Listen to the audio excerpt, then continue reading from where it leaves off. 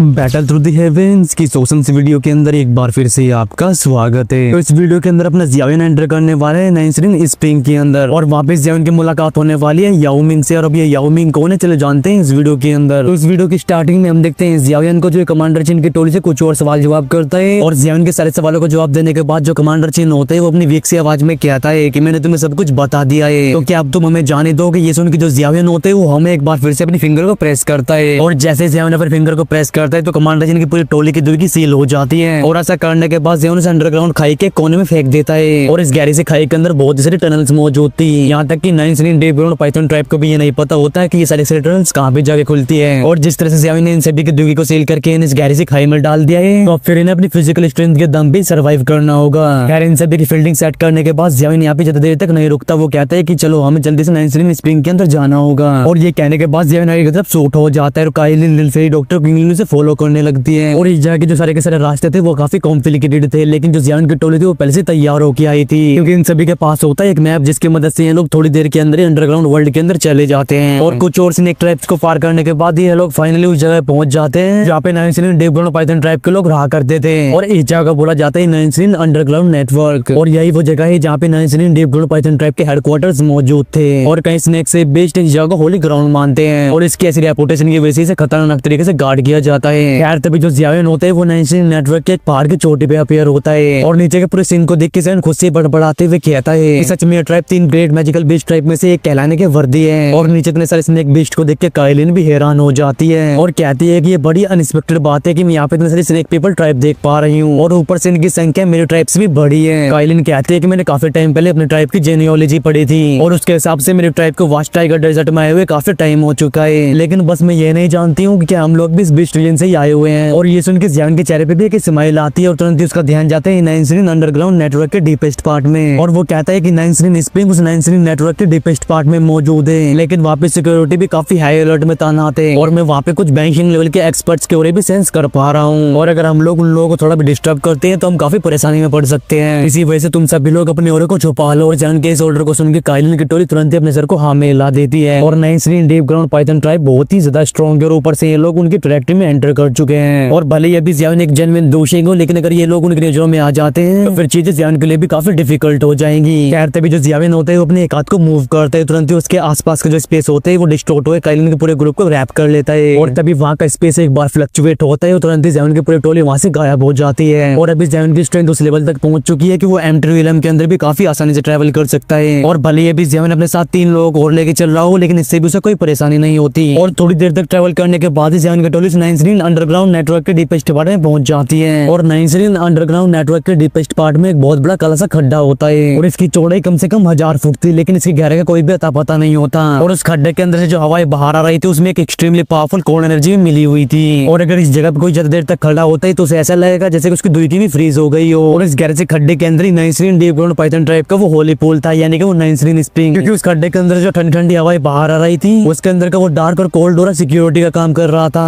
और इसी रीजन की वजह से यहाँ तक कि एक 200 लेवल का एक्सपर्ट भी इसके अंदर एंटर नहीं करेगा। और जब यहाँ पे डार्क और कोल्ड हवाएं चल रही होती है तभी उसके ऊपर का जो स्पेस होता है वो डिस्ट्रॉर्ट हो जाता है और तुरंत ही जियाविन की टोली वहाँ पे अपीयर होती है। और यहाँ पे अपीयर होने के बाद जियाविन का सीधा ध्यान जाता है नीचे की तरफ, लेकिन यहाँ पे ज्यादा देर तक रुकने का जियाविन का कोई भी इरादा नहीं होता। और इसी वजह से जियाविन अपने हाथ को एक बार फिर से मूव करता है और खतरनाक अमाउंट में स्पिरिचुअल एनर्जी जियाविन की पूरी टोली को रैप कर लेती है। और ये पूरा ग्रुप उस डार्क और कोल्ड एयर को चीरते हुए नीचे की तरफ चला जाता है, लेकिन ये जो बड़ा सा काला खड्डा होता है ये काफी गहरा होता है और इसी वजह से जियाविन की फुल स्पीड के बाद भी इन लोगों को उसके सरफेस तक पहुंचने में तकरीबन 10 मिनट लग जाते हैं। और जैसे जियाविन नीचे लैंड करते हैं तो तुरंत उसके सामने अपीयर होती है एक बहुत बड़ी ठंडी सी लेक और इसके अंदर से एक ऐसा डार्क और चिली और फेर रहा होता है जो किसी की बॉडी को जमा के रख दे। और ये जो लेक थी काफी गहरी थी, उसका जो पानी था वो भी डीप येलो रंग का था। और जब जियाविन इस पीले पानी को एकदम ध्यान से देखते हैं तो उसे खून जैसी चमक दिखाई देती है। और इस बड़ी सी पीले रंग की लेक को देख के जियाविन कहता है तो यही है वो लेजेंडरी नाइनसिन स्प्रिंग। और तभी जो जियाविन होता है वो धीरे धीरे करके इस पीले रंग की लेक की तरफ बढ़ने लगते हैं। और जब जियाविन ऐसा कर रहा होता है तो उसे सेंस होता है कि एक डार्क और कोल्ड एनर्जी उसकी बॉडी के अंदर घुसने की कोशिश कर रही है। अभी साइड में खड़ी हुई जो लिलफेरी डॉक्टर होती है वो कहती है कि ये जगह कुछ ज्यादा डार्क और कोल्ड है और अगर यहाँ पे कोई नाइनसिन डीप ग्राउंड पाइथन ट्राइब का मेंबर भी एंटर करता है तो वो भी यहाँ पे ज्यादा देर तक नहीं टिक सकता। और इसी वजह से यहाँ पे कोई भी फालतू में एंटर नहीं करना चाहेगा।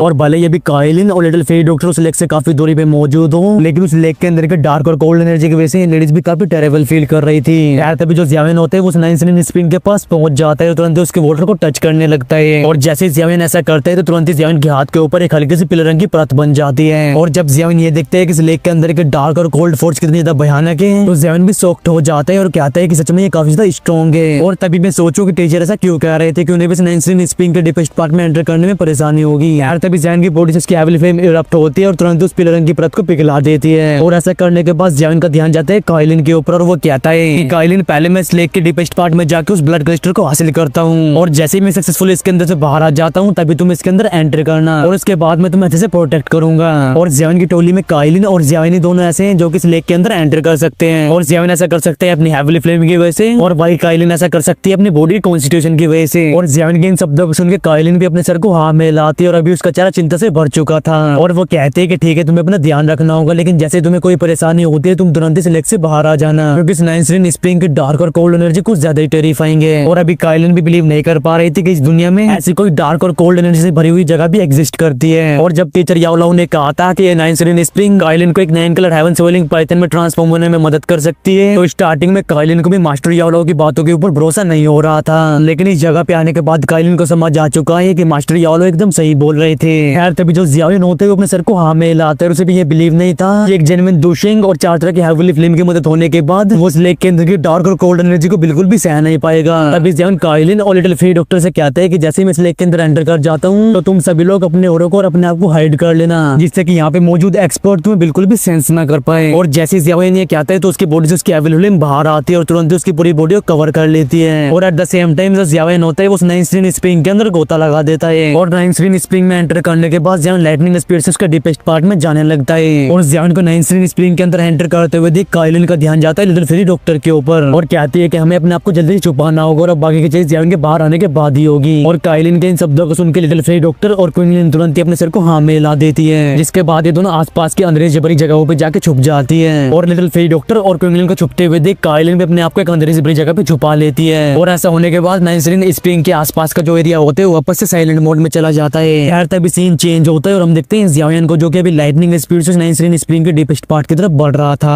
और अभी जियाविन की पूरी बॉडी को हेविली फ्लेम ने कवर करके रखा था और जो भी पानी इसके कांटेक्ट में आता था वो तुरंत ही व्हाइट फॉग में ट्रांसफॉर्म हो जाता था। तभी जियाविन अपने आप से ही कहता है कि ये जगह नाइंसिन स्प्रिंग कहलाने के लायक है, क्योंकि इसके अंदर के डार्क और कोल्ड एनर्जी कुछ ज्यादा भयानक है। और अभी जियाविन सेंस कर पा रहा था कि ये डार्क और कोल्ड एनर्जी दुर्गे को भी जमा सकती है। और भले जियाविन की हेविली फ्लेम में भी उसे प्रोटेक्ट कर रही थी, लेकिन फिर भी उसके एक्सप्रेशन काफी ज्यादा सीरियस हो चुके थे और अभी उसकी बॉडी के अंदर सर्कुलेट हो रही दुर्गे उसकी स्पीड भी थोड़ी कम हो चुकी थी और लगातार हेविली फ्लेम का यूज करते हुए डार्क और कोल्ड एनर्जी को चीरते हुए आगे बढ़ना, इसकी वजह से जियाविन की दुर्गे काफी खतरनाक तरीके से एग्जॉस्ट हो रही थी। अभी जियाविन अपने आप से बड़बड़ाते हुए कहता है कि मुझे जल्दी से अपनी स्पीड को बढ़ाना होगा, क्योंकि मेरे लिए इस जगह पे ज्यादा देर तक रुकना अच्छा नहीं होगा। और भले अभी जियाविन दोशिंग बन चुका है और वो आसपास की नेचुरल एनर्जी को भी कंट्रोल कर सकता है, लेकिन इस लेक के अंदर की जो डार्क और कोल्ड एनर्जी वो कुछ ज्यादा फ्राइटनिंग है और इसी वजह से जियाविन इस एनर्जी को बिल्कुल भी कंट्रोल या फिर एब्जॉर्ब नहीं कर पाता है। यार ये सब सोचने के बाद जियाविन अपनी स्पीड को और भी बढ़ा देता है और किसी थंडरबोल्ट की तरह आगे की तरफ शूट हो जाता है। और जियाविन जैसे नाइंसिन स्प्रिंग के अंदर जाता जा रहा था तो उसकी हेविली फ्लेम का टेम्परेचर वो भी बढ़ता जाता है और अभी उसके आसपास की जो डार्क और कोल्ड एनर्जी होती है वो पहले से कहीं गुना खतरनाक हो चुकी थी और इस रीजन की वजह से जियाविन को अपना पूरा दम लगा के अपने दिल को सर्कुलेट करना पड़ता है, जिससे कि जियाविन अपनी बॉडी के अंदर घुस रही डार्क और कोल्ड एनर्जी को डिस्ट्रॉय कर सके। यार तभी जियाविन का ध्यान जाता है उस नाइंसिन स्प्रिंग के डीपेस्ट पार्ट की तरफ, जहाँ पे उसे डार्कनेस के अलावा कुछ भी नहीं दिखाई देता। अभी जियाविन अपनी भौंही सिकोड़ते हुए कहता है कि आखिरकार इस नाइंसिन स्प्रिंग की गहराई कितनी ज्यादा होगी, क्योंकि अगर चीज ऐसे ही चलती रहती है तो मेरे पास वापस लौटने के अलावा कोई और रास्ता नहीं होगा। और अभी जियाविन को अपनी बॉडी के अंदर दुर्गे को भी बचा के रखना था, जिससे कि वो उस लेक से बाहर जा सके। और अगर अभी जियाविन की हेविली फ्लेम उसे सपोर्ट ना कर रही होती तो फिर जियाविन यहाँ तक भी नहीं पहुंच पाता। और जब जियाविन इस नाइंसिन स्प्रिंग की वजह से परेशान होकर ये सब सोच रहा होता है तभी उसे एक अनयूजुअल सा साउंड सुनाई देता है और तभी जियाविन को सेंस होता है कि उसके पीछे का जो वाटर है वो कॉम्प्रेस होने लगा है और जब वाटर का फ्लो ऐसे बढ़ जाता है तभी जियाविन अपने एक पंच पीछे की तरफ दे मारता है और जियाविन के इस पंच के अंदर की जो भयानक फोर्स होती है वो वाटर को बीच में से फाड़ देती है और तभी एक बैंग साउंड के साथ ये फोर्स एक काले रंग के बीस्ट से जाके टकराती है और इस फोर्स से टकराने के बाद वो जो बीस्ट होता है वो तुरंत ही फूट के एक ब्लड क्लस्टर में ट्रांसफॉर्म हो जाता है और अपने पीछे इस काले से बीस्ट को देख के जियाविन भी थोड़ा हैरान हो चुका था और वो कहता है कि ये बड़ी अनएक्सपेक्टेड बात है कि इस नाइंसिन स्प्रिंग के अंदर अभी भी लिविंग क्रिएचर मौजूद है और इस लेक के अंदर के डार्क और कोल्ड एनर्जी इतनी ज्यादा टेरिफाइंग है कि यहाँ पे एक नाइंसिन डीप ग्राउंड पाइथन ट्राइब का मेंबर भी ज्यादा देर तक नहीं टिक सकता और इसी वजह से जियाविन ने एक्सपेक्ट नहीं किया था कि यहाँ पे भी लिविंग क्रिएचर मौजूद होंगे। यार ये सब सोचने के बाद जैसे जियाविन आगे बढ़ने वाला होता है तभी उसे सेंस होता है कि उसके पीछे का जो वाटर है वो खतरनाक तरीके से फ्लक्चुएट होने लगा है और तभी जियाविन के पीछे ब्लैक रंग की फॉग इकट्ठा होने लगती है और इसे देखने के बाद जियाविन के एक्सप्रेशंस भी चेंज हो चुके थे, क्योंकि ये कोई ब्लैक फॉग नहीं होती बल्कि ये होते हैं छोटे छोटे ब्लैक पाइथन्स। और जब इन छोटे छोटे स्नेक और जियाविन के बीच में काफी दूरी होती है तभी ये स्नेक अपने मुंह को खोल लेते हैं और जैसे ही अपने मुंह खोलते हैं तो कई काले रंग के पानी से बने बने हुए तीर आगे की तरफ शूट हो जाते हैं और जहाँ से भी ये वाटर एरोज गुजर रहे होते हैं वहाँ का जो पानी होता है वो बीच में से फट जाता है और इन डार्क ब्लैक वाटर एरोज को देख के ज़ियान की वहीं भी सिकुड़ जाती है और वो कहते हैं कि कहीं डार्क और चीली एनर्जी है और ये तो ऑब्वियस है कि ऐसी मिस्टीरियस जगह पे ऐसी मिस्टीरियस चीजें मौजूद होगी। ज़ियान कहता है कि मैं इन चीजों से नहीं भिड़ सकता वरना फालतू मेरी दुनिया खत्म हो जाएगी और ये कहने के बाद ज़ियान किसी थंडरबोल्ट की तरफ अपने फुल स्पीड में लेके डीपेस्ट पार्ट की तरफ शूट हो जाता है और ज़ियान कैसे दुम दबा के भागते हुए देख वो सारे ब्लैक पाइथन भी ज़ियान को फॉलो करने लगते हैं और इस टाइम पे ज़ियान भी अपनी फुल स्पीड को अनलिस्ट कर देता है और भले अभी ज़ियान पानी के अंदर हो लेकिन उसकी भयानक स्पीड की वजह से पानी के अंदर भी कहीं आफ्टर इमेजेस बन रही होती है मगर जैसे ही आफ्टर इमेजेस बनते थे तो पीछे सारे ब्लैक एरोज तुरंत ही डिस्ट्रॉय कर दिया करते थे और भले अभी ज़ियान अपने स्पीड को कितना भी क्यों ना बढ़ा रहा हो लेकिन ये सारे ब्लैक पाइथन ज़ियान का पीछा नहीं छोड़ते और इस सीन को देख के ज़ियान का चेहरा गुस्से से भर जाता है और वो तुरंत ही पीछे मुड़ के अपने एक हाथ को क्लेंच कर देता है और तभी ज़ियान उस फ्लेम क्लस्टर को पीछे से आ रहे ब्लैक पाइथन की सेना की तरफ दे मारता है और तभी वो जो फ्लेम क्लस्टर होता है वो तुरंत ही आग के समुद्र में ट्रांसफॉर्म हो जाता है और भले इस फ्लेम के समुद्र की वजह से यहाँ पे मौजूद डार्क और कोल्ड एनर्जी डिस्ट्रॉय नहीं होती लेकिन वो पीछे से आ रहे ब्लैक पाइथन अपने आप को सही टाइम पे नहीं रोक पाते और इसी वजह से वो स्नेक फ्लेम के समुद्र से टकरा जाते हैं और जैसे इन दोनों के बीच कोलिजन होता है तो हेवीली फ्लेम का खतरनाक टेम्परेचर इन सभी स्नेक को जला के एकदम डार्क बना देता है और जब पीछे से आ रहे स्नेक इस फ्लेम के समुद्र को देखते हैं तो उन सभी की आंखें काफी ज्यादा हॉरिफाइड हो जाती है और अपने एक बड़े से ग्रुप को राख बनते हुए देख सारे पाइथन अपनी जगह पे रुक जाते हैं और भले ही सारे पाइथन अपनी जगह पे रुक चुके हो लेकिन फिर भी अपने मुंह से वाटर एरोज को आगे की तरफ शूट करते रहते हैं जिससे कि सी ऑफ फ्लेम को डिस्ट्रॉय किया जा सके और जब ये सभी के सभी पाइथन इस फ्लेम के समुद्र को डिस्ट्रॉय करने की कोशिश कर रहे होते हैं बलाव से काफी दूर आने के बाद ज़ियान एक चैन की सांस लेता है और वो कहता है कि ये नाइनस्ट्रीन स्प्रिंग कोई नॉर्मल जगह नहीं है और भले ही वो पाइथन ज्यादा स्ट्रॉन्ग ना हो लेकिन उनके वो डार्क और कोल्ड ब्लैक एरोज काफी ज्यादा खतरनाक थे और अगर इतने सारे एरोज एक बैंशिंग से भी टकरा जाते हैं तो फिर उसकी हालत भी खराब हो जाएगी।